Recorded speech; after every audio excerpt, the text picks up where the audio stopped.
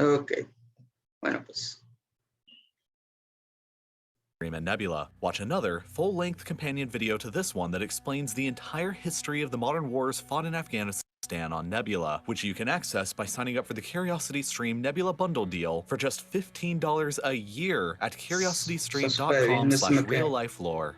In 2001, the United States military invaded Afghanistan. 20 years later, the US is withdrawing and the Taliban No, se trabó. Chale. Taliban appears to be stronger than ever, with control of up to 85% of the country. In 1979, the Soviet Union also invaded Afghanistan, and after 9 years, they also withdrew and the regime they fought so hard to prop up almost immediately collapsed. And before them, the British Empire invaded Afghanistan on 3 separate occasions and failed to conquer them in each instance.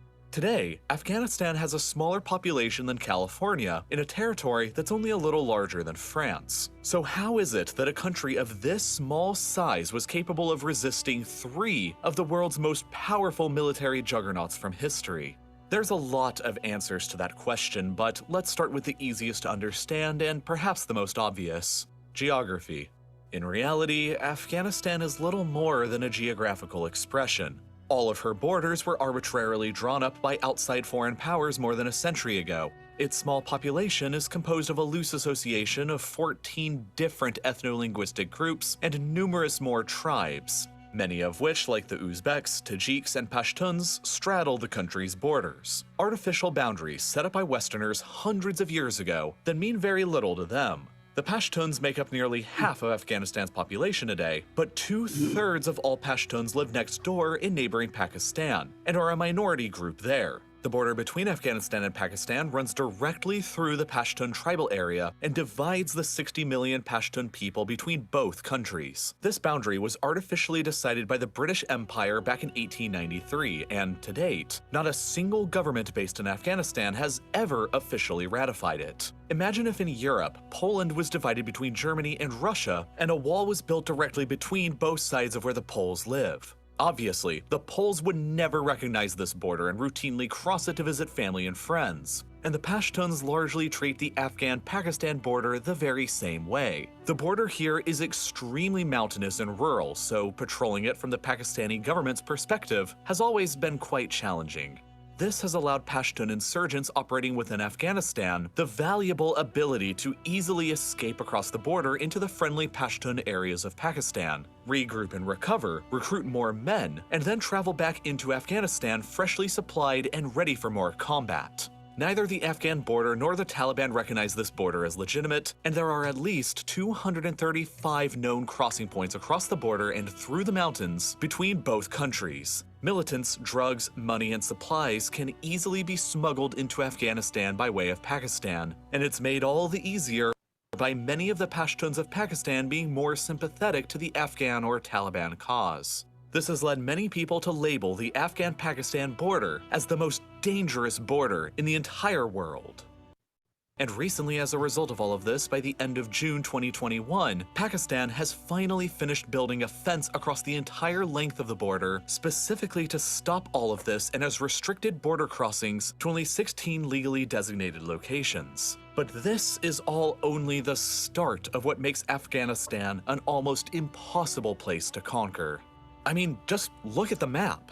Afghanistan is landlocked, so getting your troops and supplies there requires the cooperation of at least one of the 6 countries that borders it: Iran, Turkmenistan, Uzbekistan, Tajikistan, China, and of course Pakistan. But even once you get across one of these countries and you arrive at Afghanistan's borders, you're going to be met with Afghanistan's monumentally challenging terrain. Despite being in the center of the world's most populous continent, Afghanistan has always been heavily isolated and largely rural and underpopulated because of this: the high peaks of the Hindu Kush mountain range with some of the tallest and biggest mountains found anywhere on the planet. 75% of Afghanistan's territory is considered to be mountainous, and nearly half of our territory has an elevation above 2,000 meters, which makes Afghanistan Ok, ¿sí están entendiendo más o menos? ¿Están captando las palabras? ¿Una que otra palabra por ahí?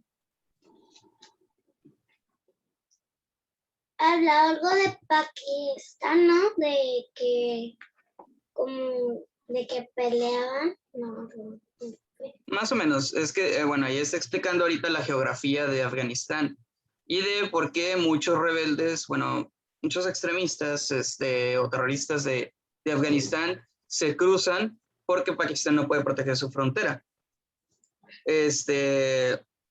Ok, sí, se puede decir que va rápido, él tiene una pronunciación algo rápida. ¿Y qué pasa? Pues está explicando ahí él que en esta situación que hacen los extremistas, se cruzan simplemente a Pakistán y ahí se refugian, se llenan de armas y luego vuelven otra vez a atacar a Afganistán. ¿Por qué? Porque si fijaron el mapa étnico, está, como lo dejaron los ingleses, deja mucha población de Afganistán dentro de Pakistán. Entonces los afganos viviendo en Pakistán, que son los pashtuns, esa es la etnia, ellos apoyan al talibán porque sí, creen en su idea de que todo el país debe ser 100% religioso, todo debe ser literalmente como dice el Islam, bla, bla, bla. Y es por eso que los apoyan, los refugian, los vuelven a llenar de armas y los envían otra vez a Afganistán.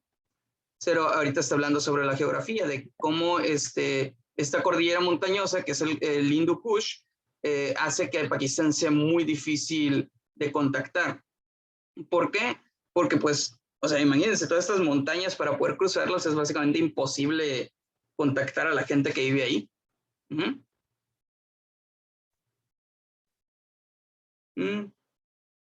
Ok, ¿y como qué palabras han agarrado de aquí? Ninguna que les haya sonado así como que, ok, esta la conozco. Digo, aparte del nombre de los países.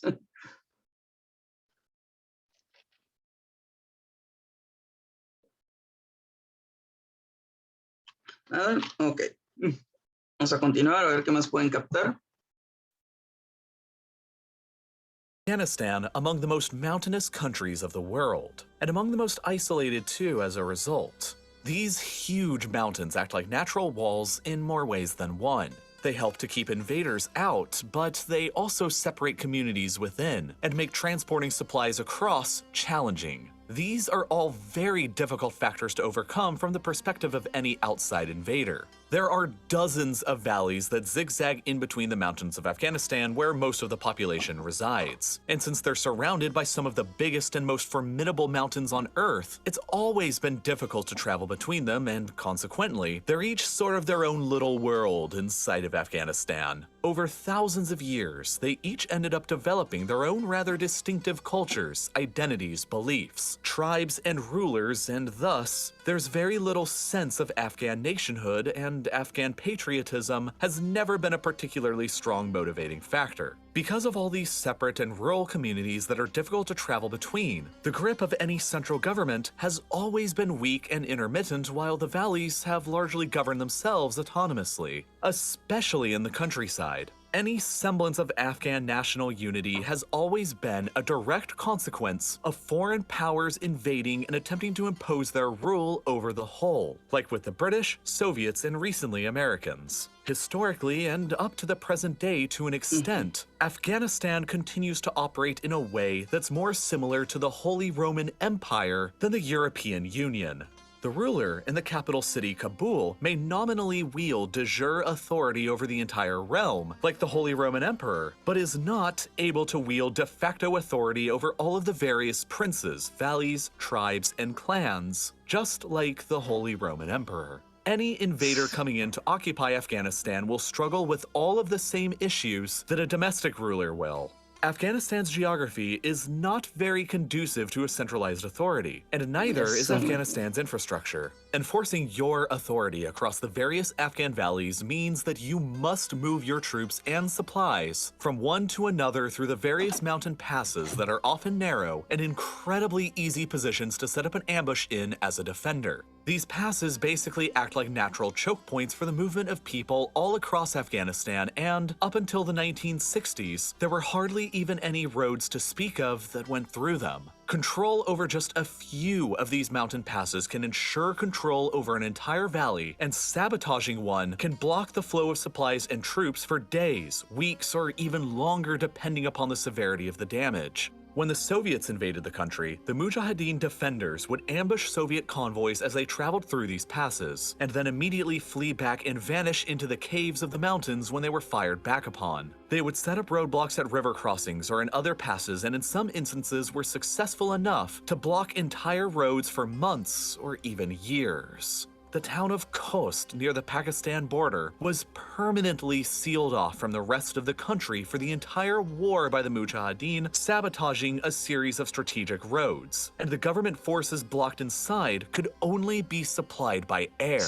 And when the Americans invaded, these passes were just as vital. Most significant for them was the Ok, ¿algo más que hayan entendido o que quieran saber de lo que tengan dudas? De palabras que esté usando, modismos, gramática, frases.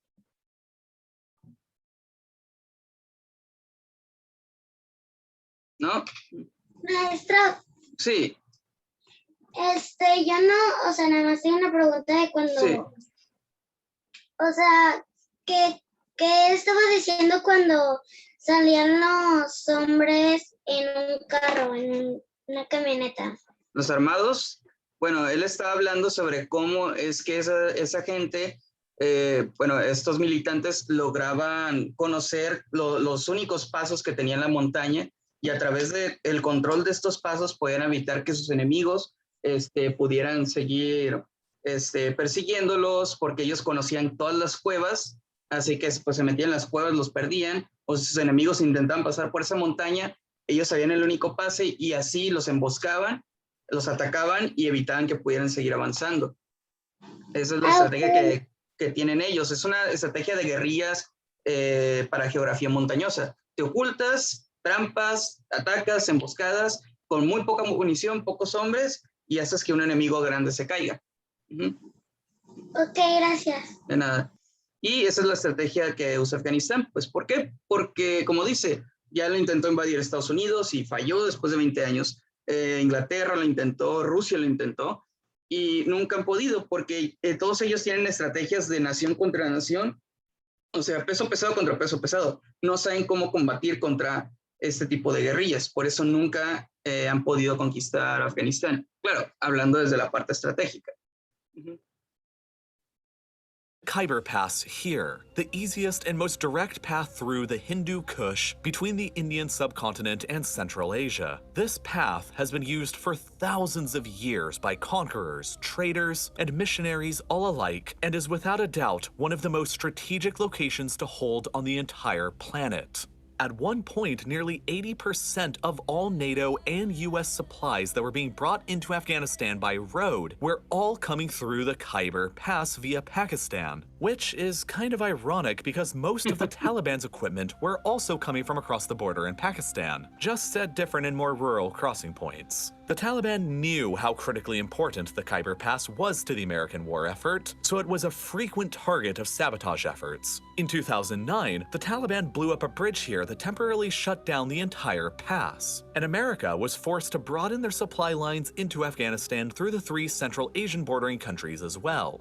In the years before all of this war, the Afghan government had attempted to build a circular highway that would connect all of their major economic centers together. But over the decades of civil war and Soviet intervention, the highway was in very bad shape. By the time the United States invaded in 2001, there were only a mere 50 kilometers of paved roads to speak of in the entire country that's bigger than France. For comparison, France has 1.1 million kilometers of paved roads in a smaller and significantly less mountainous territory. The lack of good roads only made the disparate valleys and communities of the Afghan interior even more isolated from each other, and it made transporting troops and supplies a logistical nightmare for the Americans and the Soviets before them, none of which helped at all for the country's stability. As with all things in Afghanistan, the development of new roads is difficult and expensive because of the harsh mountainous terrain, the cold winter weather that often chews roads up, and sabotage from the Taliban and other insurgents. Building or repairing roads in the country necessitates hiring security and necessitates building them across harsh geography and climates, which means that it can get incredibly expensive, as much as $5 million per mile in some No locations. manches. And this is all in a country where the average person only makes a little over $500 a year, one of the poorest and least.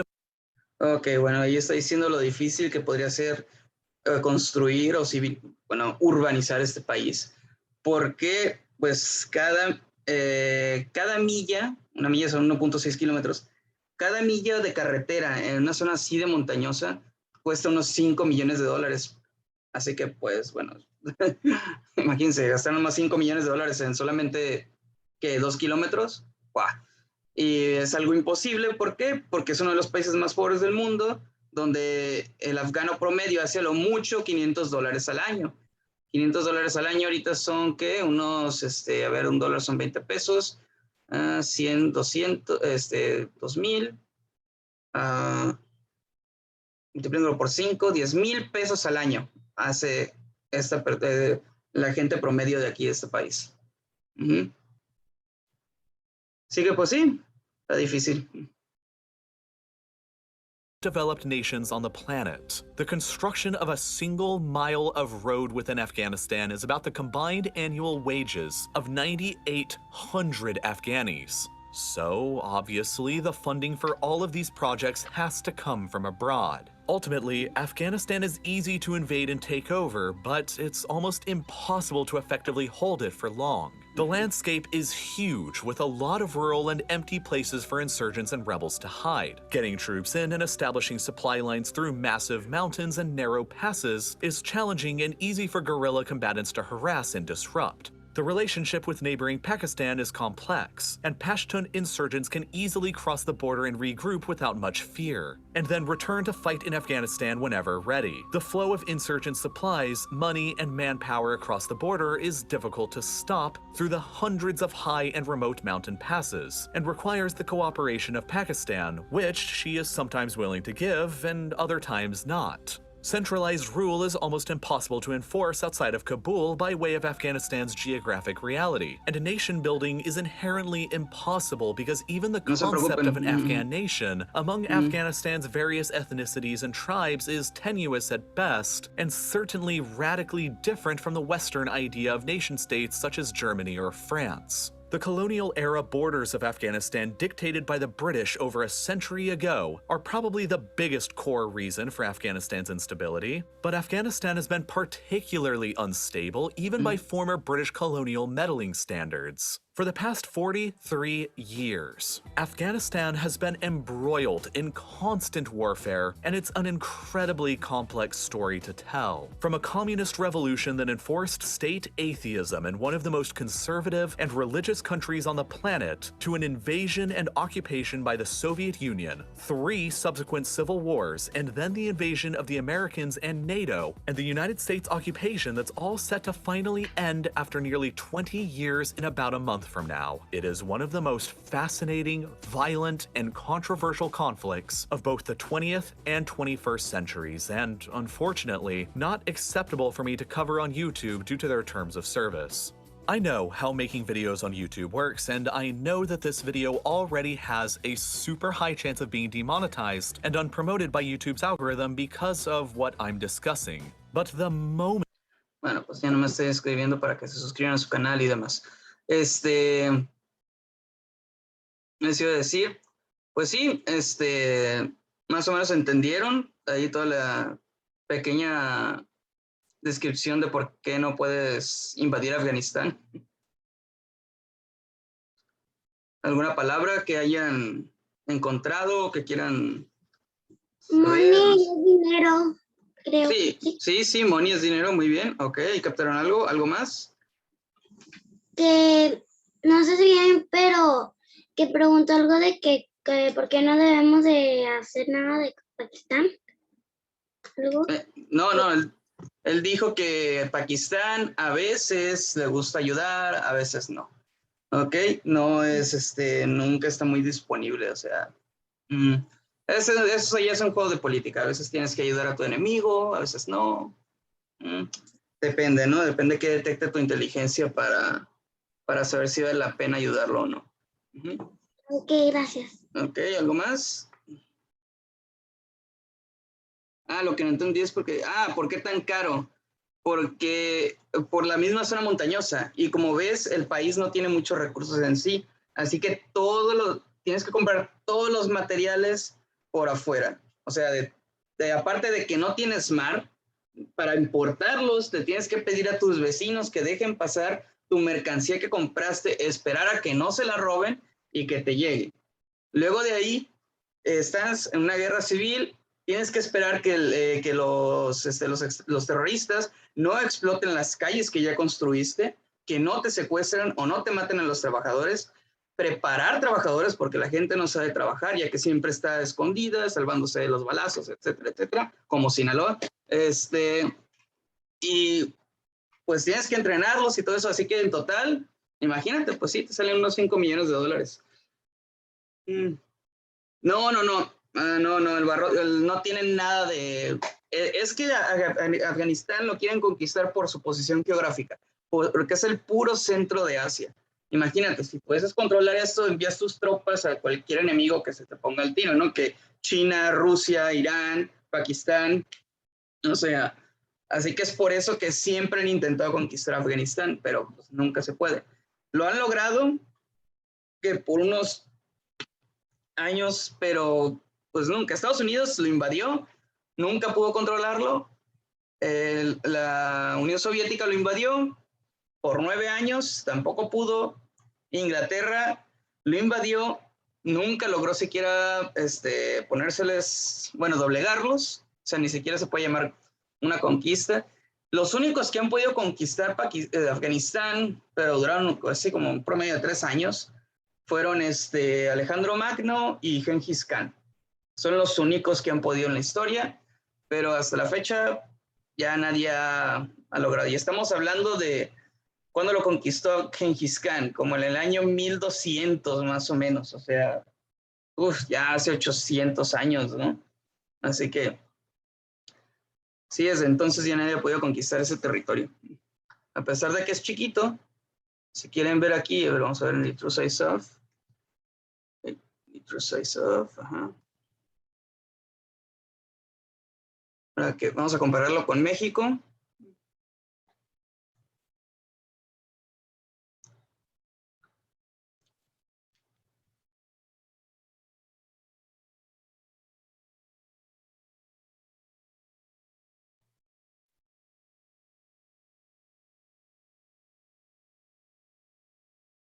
Vamos a compararlo, vamos a poner Afganistán.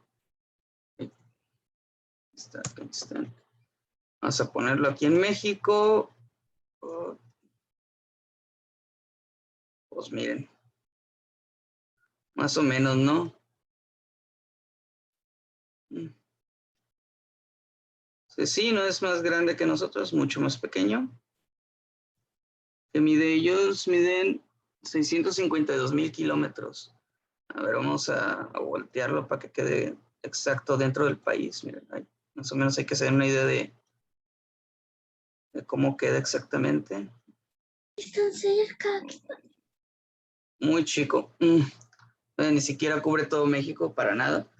Está muy pequeño. El centro, pero pues como son puras zonas montañosas, pues es imposible, ¿no? Poder conquistarlo. Así está complicado el asunto con este territorio. Hey. Bueno, pues, ¿alguna otra duda que tengan? ¿Todo bien? Así, o sea, el vocabulario que usaron aquí no... Igual, si quieren saber sobre... sí, pues son 625,000 kilómetros cuadrados. Ok, perdón, 652,000 sería Chihuahua, 247,000. Sería después Coahuila, Durango. Sí, con esos 3 tienes. para ajustar ese territorio. Con esos 3 estados, ahí lo llenas. Sí.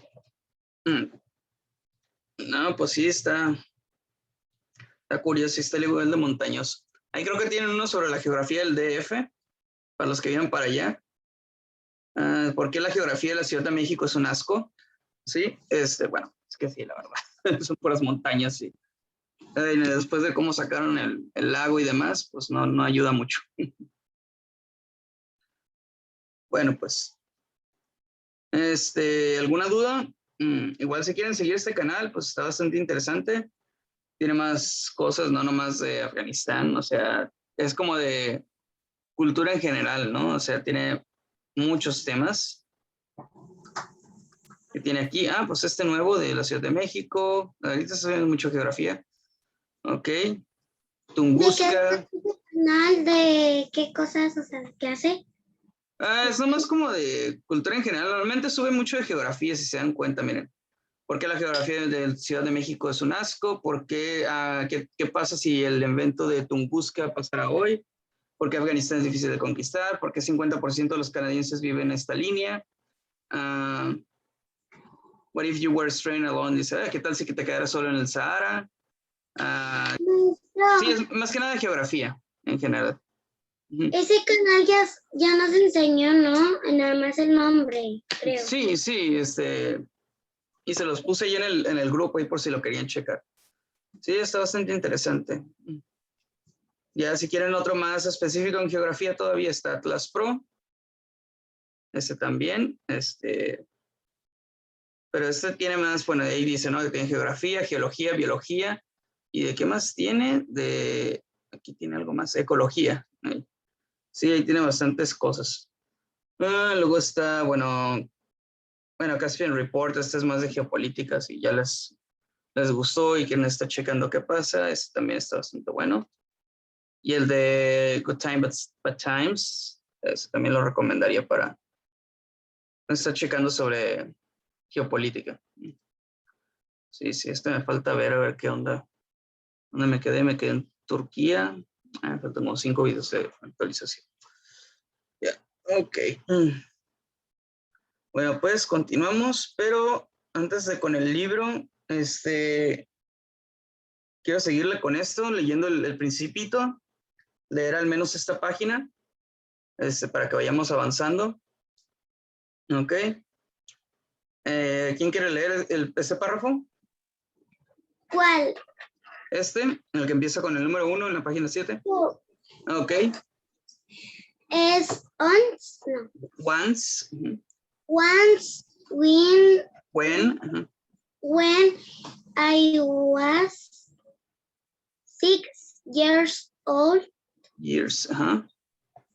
I saw a I saw. I saw a magnificent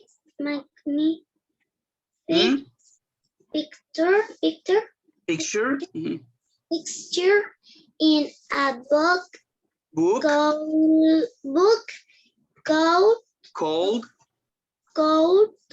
True Stories. Stories from nature about the primeval forest.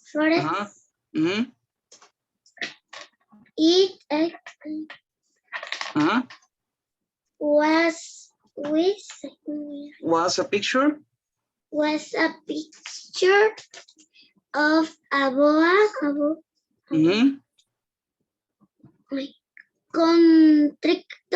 constrictor in the act of swallowing an animal. Here is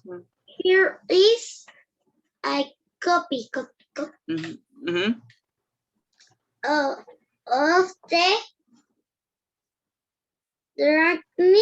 Drawing. Drawing. In the book. The book. The book inside. Say. Say what constrictors. Constrictors, ajá. ¿Qué más? ¿Más? Sí, aquí. Swallow. Swallow. The right. Ajá. Go. Call. Go. Call. Call. Without. Chewing. Ajá, ok, está ahí. Ok, vamos a traducirlo. Entonces, ¿qué dice aquí, no? Cuando tenía 6 años, vi un magnífico dibujo en un libro llamado Verdaderas Historias de la Naturaleza, sobre un bosque primaveral. Fue el primer dibujo de una boa constrictor en el acto de tragarse un animal. Aquí una copia del dibujo. En el libro decía boa constrictors. Boas constrictor se traga, se traga su presa entera, sin masticarla. ¿Ok? Ok, ¿alguien más quiera leer de esta parte? A ver, ¿dónde nos quedamos? Aquí en after. A ver, es after that they are not able to move. And to move, and they sleep through the 6 months that they need for digestion. I pondered deeply over the adventures of the jungle, and after some work with a color pencil, I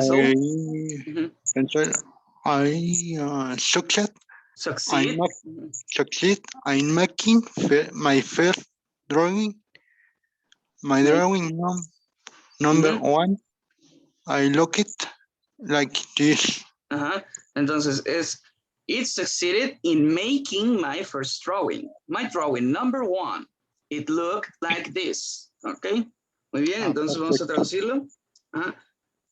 Después de que ellas no están, no tienen la posibilidad de moverse y duermen por 6 meses para que porque necesitan digerir. Lo necesitan para su digestión, perdón. Me ponderé como profundamente. Entonces, después de las aventuras de la jungla y después de algún trabajo con lápices de colores, finalmente es como succeeded, lo logré. Logré hacer mi primer dibujo. Mi dibujo número 1 lucía así. Pues es un sombrero. Bueno, pues, a ver, ¿quién quiere leer la otra parte?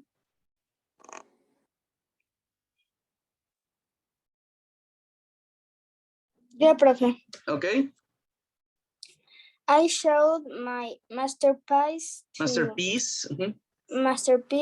the grown-ups and asked them whether the drawing frightened them, but they answered frightened. Why should anyone be frightened Sí. Frightened by a hat? Exacto, ok, hasta ahí está muy bien. Ok, entonces, le mostré mi obra maestra a los grandes y les pregunté si el dibujo los amenazaba. Pero ellos respondieron, amenazar, ¿por qué alguien estaría amenazado por un sombrero? A ver, ¿quién más quiere leer este párrafo?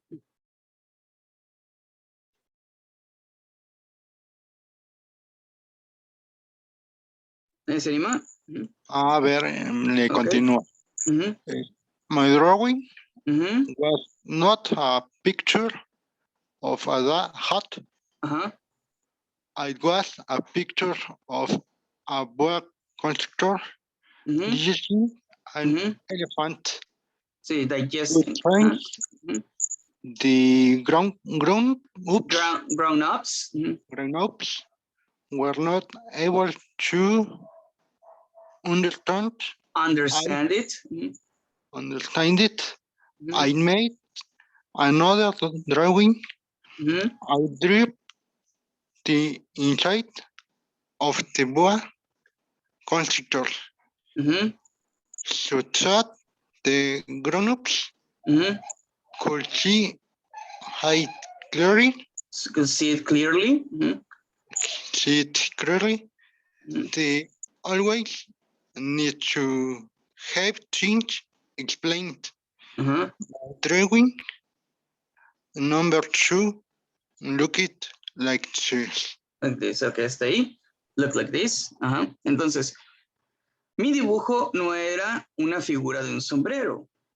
Sí, mi dibujo no era la imagen de un sombrero, ¿no? Era una imagen de una boa constrictor digiriendo un elefante. Pero desde que los grandes no fueron capaces de entenderlo, hice otro dibujo. Dibujé dentro de la boa constrictor, lo dibujé dentro de la boa constrictor. Así los grandes pudieron verlo claramente. Ellos siempre necesitan tener cosas explicadas. Mi dibujo número 2 lucía así. ¿Ok? ¿Esta parte? ¿Puedo leer esa parte? Sí. The grown-ups. The grown-ups. Response. The time. Was to advise